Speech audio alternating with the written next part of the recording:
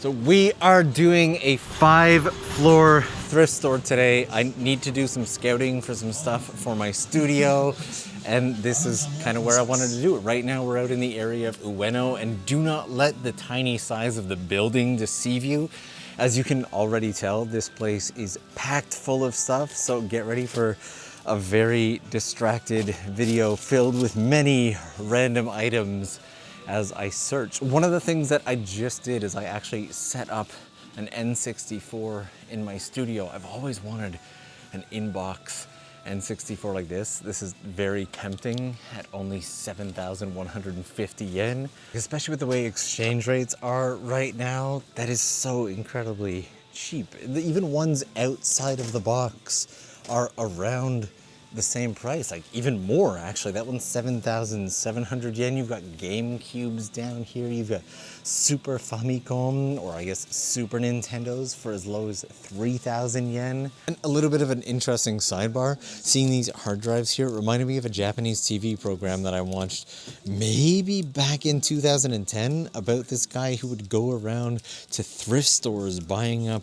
old recycled hard drives and try to recover data from the previous owners off of them, even though they had been wiped. It was kind of crazy and a little bit scary, so now I destroy all my hard drives after seeing that. There's also stuff in here that I've never seen before too, like this Sharp Twin Famicom system. I have no idea what that is, and I have not seen a proper Game Gear in years.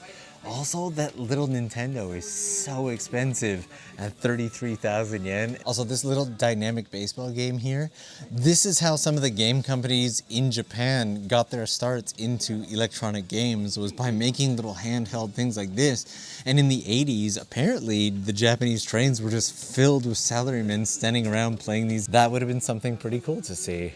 Before we get to the N64 games, here's something that threw me off the very first time that I came to Japan. These little like floppy disks right here that say Nintendo on them. Some of you will know what these are, some of you won't. If you do know, drop it in the comments down below. I actually had to look it up the first time I'd seen it because I'd never seen anything like it before. Like N64 games, we've got Star Wars Racer right here for about 550 yen. The overall N64 selection is kind of low. It's almost impossible to find stuff like GoldenEye, but if you do, it's likely going to be pretty expensive. Oh, there's more down here. Look at that. Didn't even see that. But what always blows my mind is just how well stuff is taken care of. And you'll see that in Japanese thrift stores.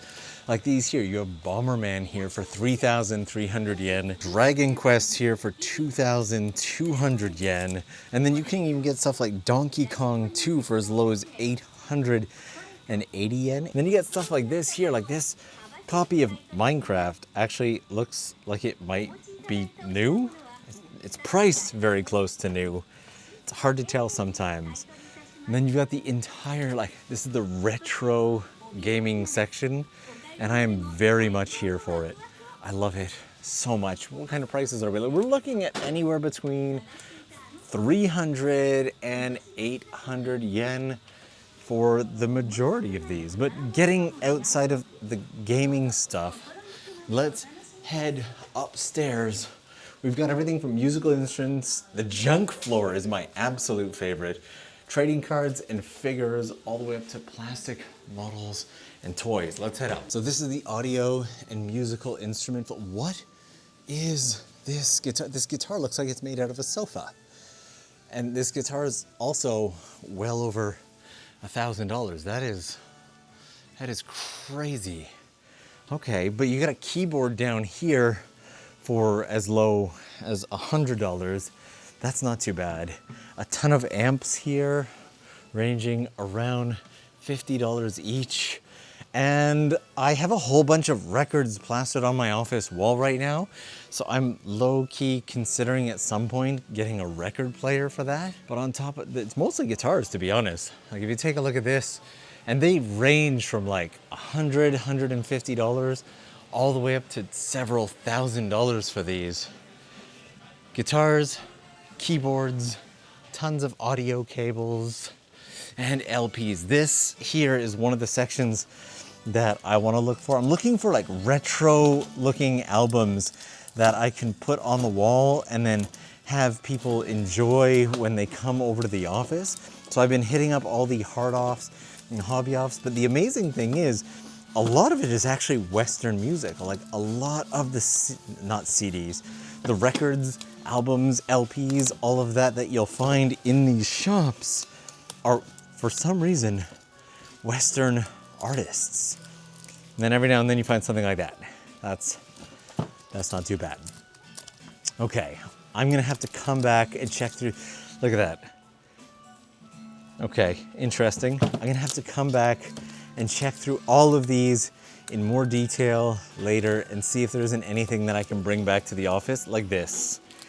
I don't know why I like that so much. It just has a very retro look and feel to it. I have no idea what's on it, and that's part of the adventure and why I want to get a record player, because right now pretty much all the records on my wall, I have no clue what's on them. I also could have taken this staircase because it's bright and beautiful, but we took the back staircase. Okay, so this is my favorite floor of them all, the junk floor.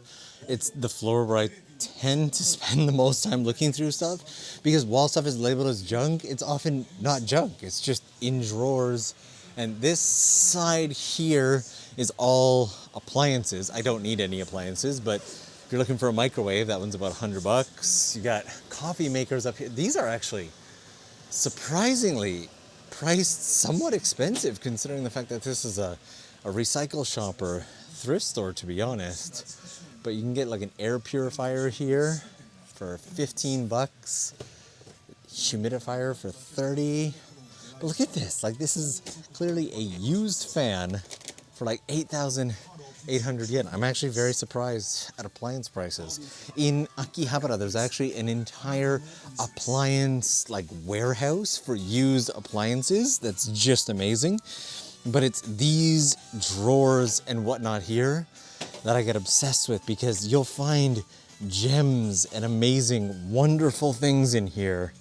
Like this. I wonder what kind of camera fits in there.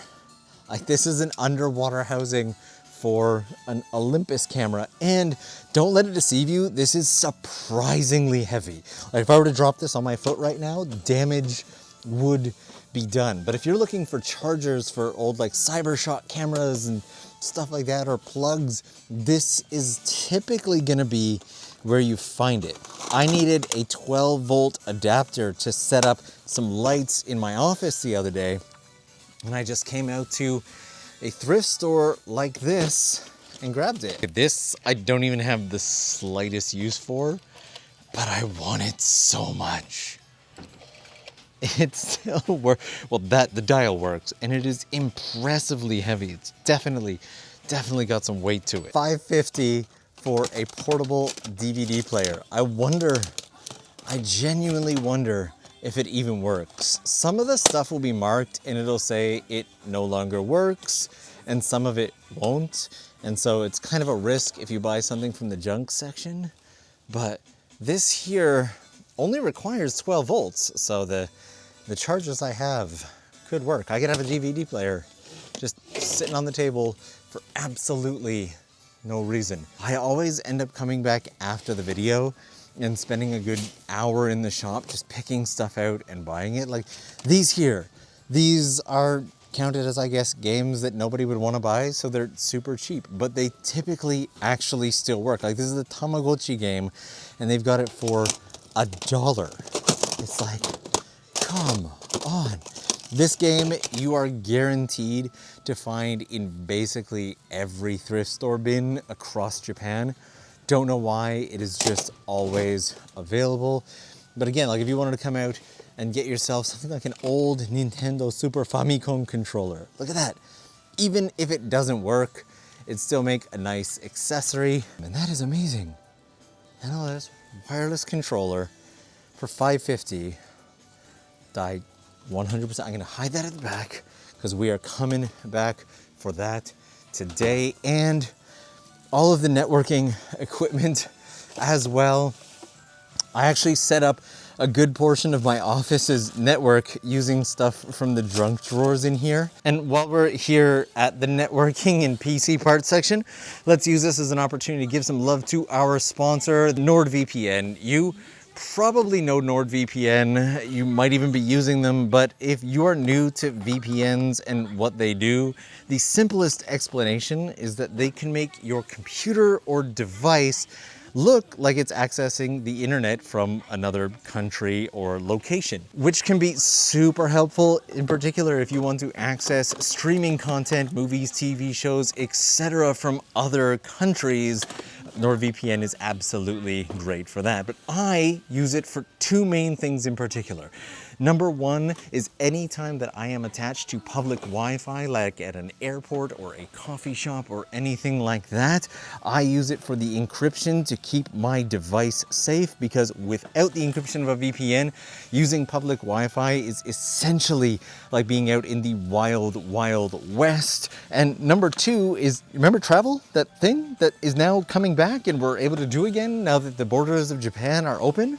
Well, more often than not, using a VPN to make it look like you are booking from within the country that you are hoping to travel to can yield lower prices and results for things like flights, hotels, etc. Now, I keep NordVPN on all of my devices, and if you are interested in giving it a shot, you can use my unique URL in the description box down below, along with the code Tokyo Lens, to give yourself a 2-year plan at a huge discount, as well as 4 extra months for free. As always, a huge thank you to NordVPN for supporting the channel. That is the end of the sponsors segment. And actually, while I was looking through this stuff, I saw something that kind of made me laugh over here.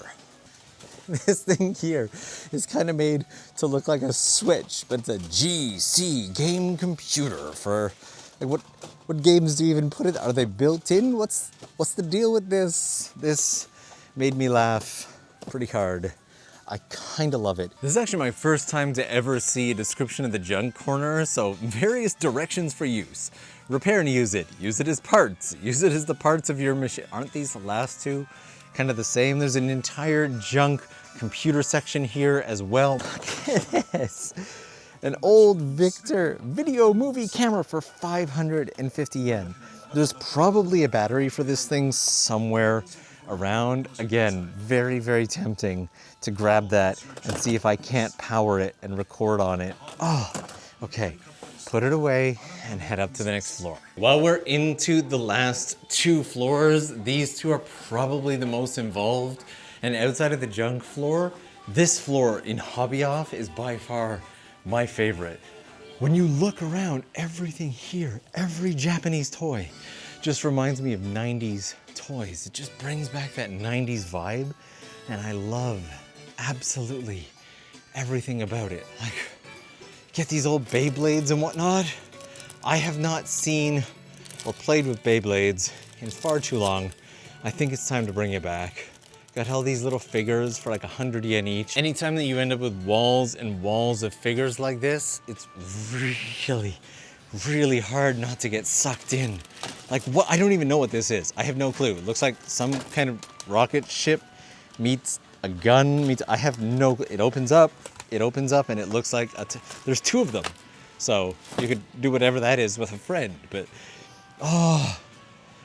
These videos, these thrift store videos, they're a great opportunity for me to not only show what's in the thrift store and do a bit of scouting, but they're also incredibly, almost stressful and distracting, because there's so much that I want to see, do, and look at.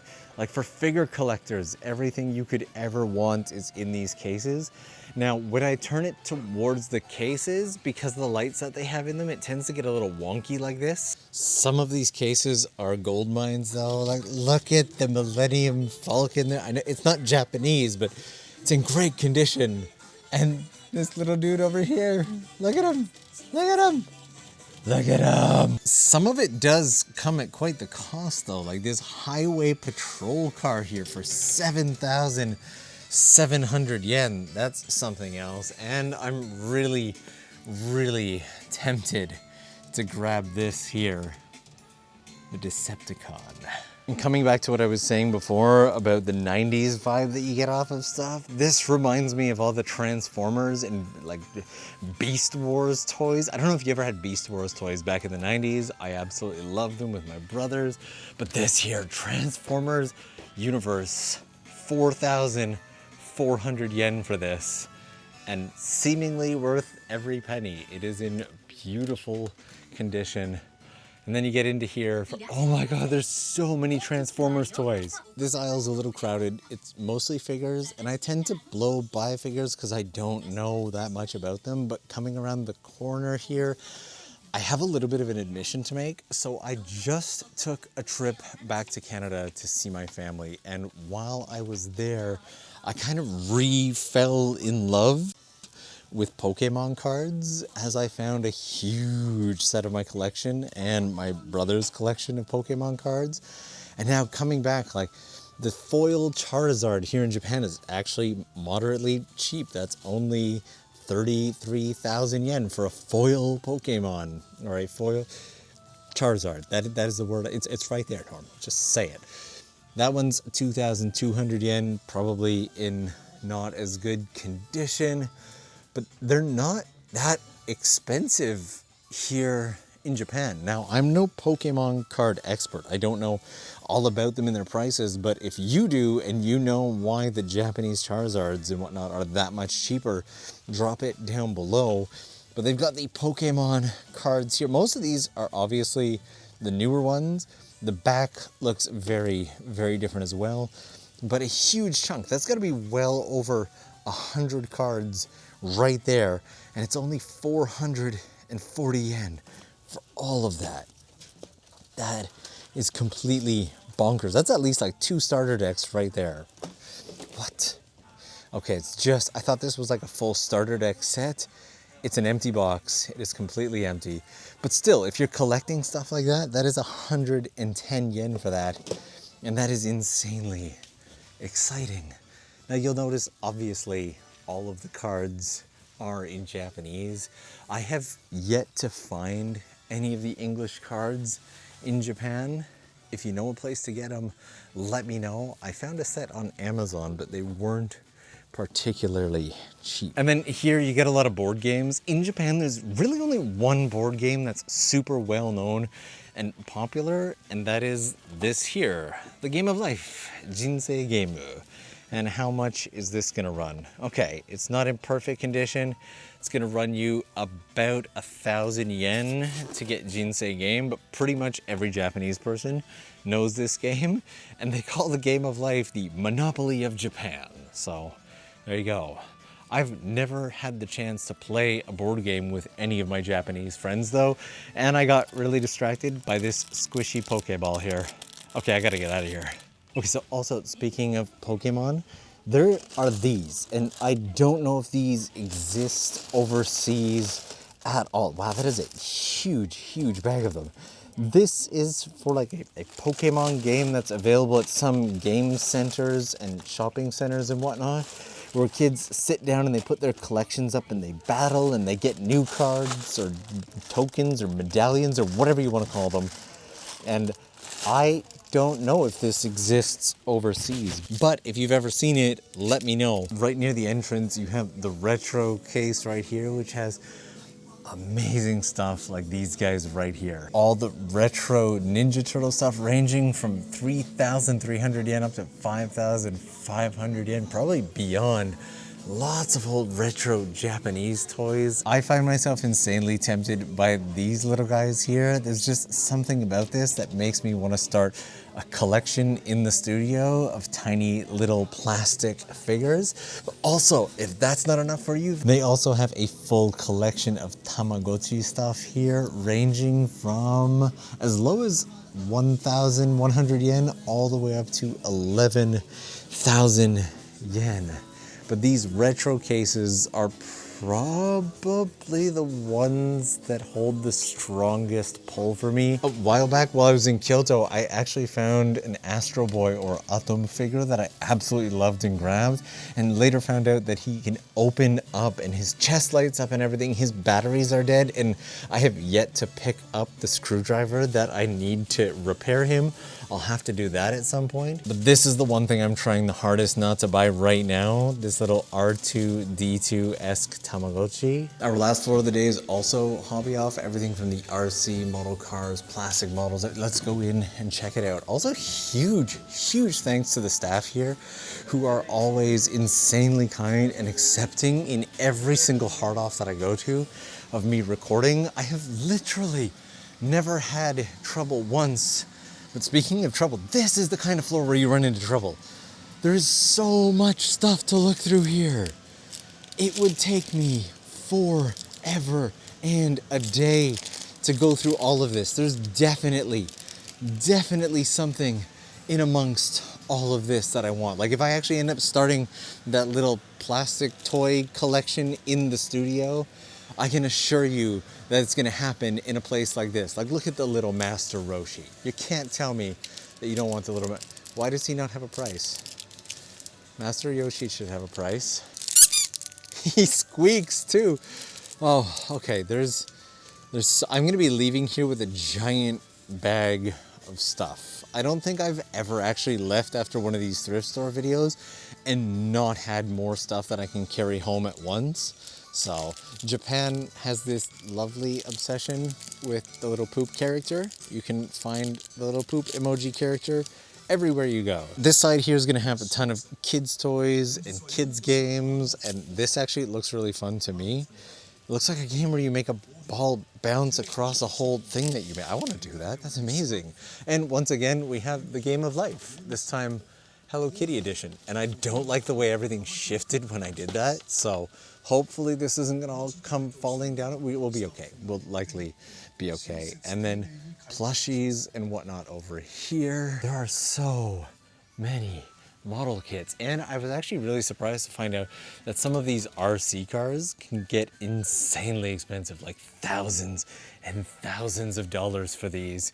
And the Japan airsoft stuff. Japan loves their airsoft. They call it survival games. And I actually know a girl out in Shikoku who participates in survival games and have been thinking of putting that together, like just doing a day with her and turning it into a big adventure. What do you think? On top of that, there is an entire set of very specialized recycle shops or thrift stores just like this one in the Akihabara area. I'm thinking of putting all of those together into a single video as well. It might end up being a really long video, so it might go on the Tokyo Lens Explorer channel when we do it. But if you are interested, let me know in the comments down below. Thank you guys so much, and I will see you again real soon. Oh, also, there's a whole playlist of thrift store videos if you're interested. I'm gonna do my shopping now, so feel free to check out any one of those, and we'll see you again real soon.